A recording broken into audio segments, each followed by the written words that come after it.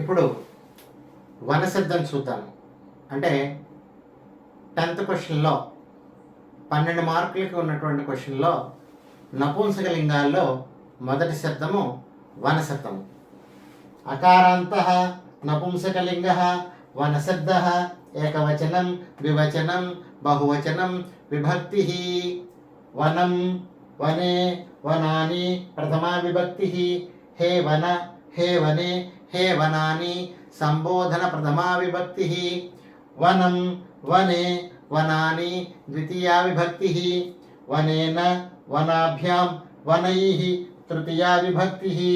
వనాయ వనాభ్యాం వనేభ్యః చతుర్థీ విభక్తి. వనాత్ వనాభ్యాం వనేభ్యః పంచమీ విభక్తి.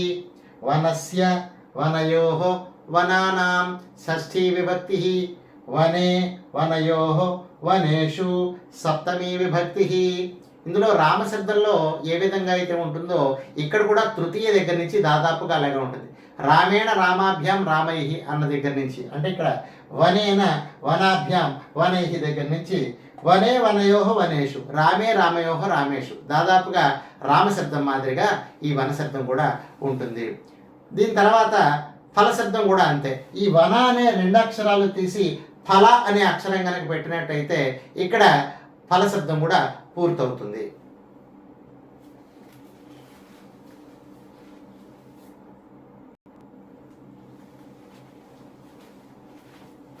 ఇప్పుడు ఫలశబ్దం. అకారాంతః నపుంసకలింగః ఫలశబ్దః ఏకవచనం ద్వివచనం బహువచనం విభక్తి. ఇందాక మనం వనశబ్దం ఎలా అయితే చదువుకున్నామో ఫలశబ్దాన్ని కూడా అలాగే చదువుకోవాలి. అంటే వన అనేటటువంటి ప్రదేశంలో ఫల అనేటటువంటి పదం కనుక రాసినట్లయితే ఫలశబ్దం కూడా పూర్తవుతుంది.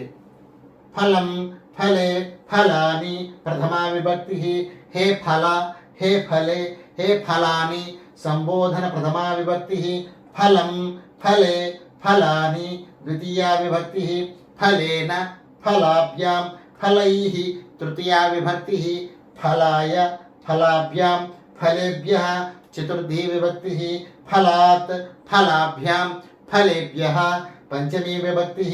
ఫలస్య ఫలయోః ఫలానాం షష్ఠీ విభక్తి. ఫలే ఫలయోః ఫలేషు సప్తమీ విభక్తి.